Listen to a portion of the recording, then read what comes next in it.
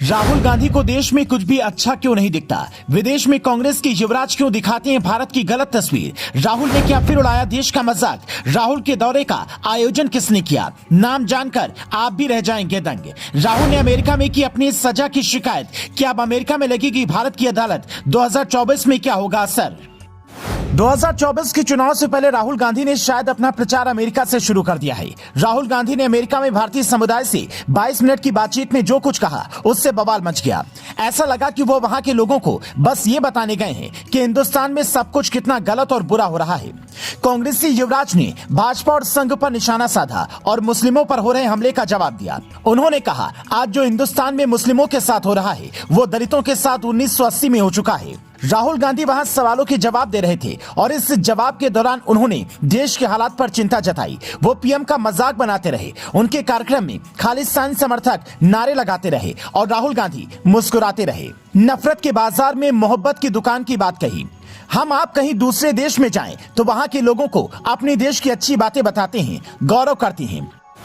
पूरी दुनिया जब भारत की तरफ उम्मीद से देख रही है, आईएमएफ भारत का ग्रोथ रेट दुनिया में सबसे ज्यादा बता रहा है। हमने कोविड में दुनिया को दवाई और वैक्सीन दिए। आज भारत दुनिया का दूसरा सबसे बड़ा मोबाइल उत्पादक देश है। हम दुनिया की तीसरे सबसे बड़े कार निर्माता हैं। आज भारत रोज 29 किलोमीटर हाईवे का निर्माण कर रहा है। दुनिया को आर्थिक संकट से भारत बचाएगा, ऐसा दुनिया के आर्थिक जानकार बोल रहे हैं। लेकिन उस भारत के विपक्ष का सबसे बड़ा नेता जब विदेश में होता है तो ऐसे लगता है वो केवल भारत की विरोध की बात हो रही है। राहुल गांधी पीएम मोदी के विरोधी हैं, लेकिन कई बार व्यक्ति विरोध में मामला ऐसे हो जाता है कि ऐसा लगने लगता है कि बात देश की विपरीत हो रही है। सवाल, मुस्लिमों को आजकल धमकियां मिल रही हैं जो पहले कभी नहीं देखा गया। इतना ही नहीं, पहले जो कभी बदलाव नहीं हुए आजकल किए जा रहे हैं। राहुल का जवाब, मैं कह सकता हूं कि नफरत के बाजार में मोहब्बत की दुकान। उन्होंने कहा, इससे अच्छा तरीका कुछ और नहीं।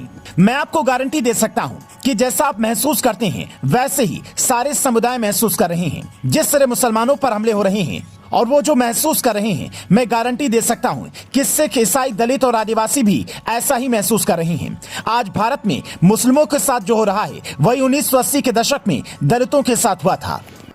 बातचीत के दौरान ही राहुल गांधी ने पीएम मोदी पर टिप्पणी की। उन्होंने पीएम पर तंज कसते हुए कहा, देश में कुछ लोग ऐसे हैं जिन्हें लगता है वो सब कुछ जानते हैं, भगवान से भी ज्यादा जानते हैं। वो भगवान के साथ बैठ सकते हैं और उन्हें भी समझा सकते हैं।